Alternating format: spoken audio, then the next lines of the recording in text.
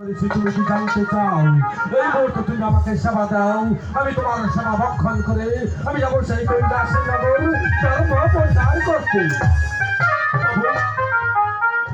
আপনি আমাকে কি জন্য স্মরণ করছেন? আমি তো কিছুই জানি না প্রভু। ভগবানবতী, তুমি এই মুহূর্তে তুমি আমাকে সেবা দাও, আমি তোমার সেবা ভক্ষণ করে আমি যাবো সেই কৈলাসের নগর ধর্ম প্রচার করতে।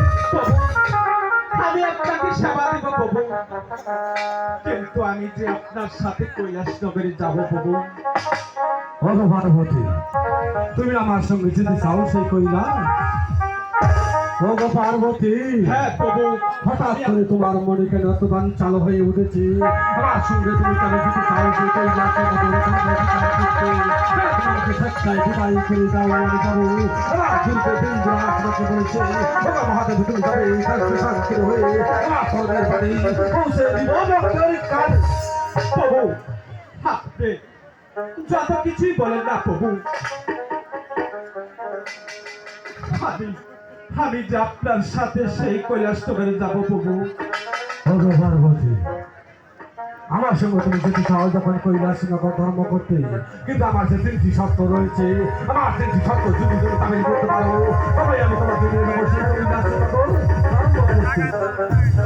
তিনটি শর্তকে প্রভু, আপনি যদি আমাকে 10টি শর্ত দেন আমি তাও মাথা পেতে দিব প্রভু। 10টি নয়, মাত্র 3টি শর্ত। প্রথম শর্ত হলো তুমি যখন আমার পুষ্পরাতে জোয়ার হয়ে যখন তুমি আকাশ পথে ভ্রমণ করবে তখন তুমি আকাশের তারা ওই পাতারে পালগুলো করতে পারবে। ঠিক আছে প্রভু, আমি যাত্রারেও শর্ত মেনে নিলাম প্রভু। আমার শর্ত তুমি মেনে নিয়েছো? হ্যাঁ প্রভু। 2 নাম্বার শর্ত, ভগবানবতী, তুমি যখন আমার পুষ্পরাতে জোয়ার হয়ে যখন তুমি আকাশ পথে ভ্রমণ করবে তখন তুমি আকাশের তারা ওই পাতারে পালগুলো করতে পারবে। হ্যাঁ প্রভু, আমি যাত্রারেও শর্ত মেনে নিলাম প্রভু।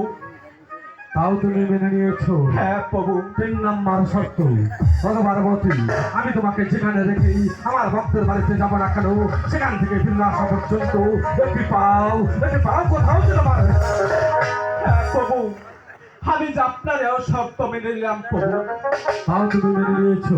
তুমি বন্ধন নাকি বন্ধন করে তুমি আমার পুষ্পরাতে তুমি সর হও, আমি তোমাকে নিয়ে যাবো এই মুহূর্তে সেই কৈলাসে নগর ধর্ম প্রচার করতে। ঠিক আছে প্রভু, তাই চাই। ওকে হাই গো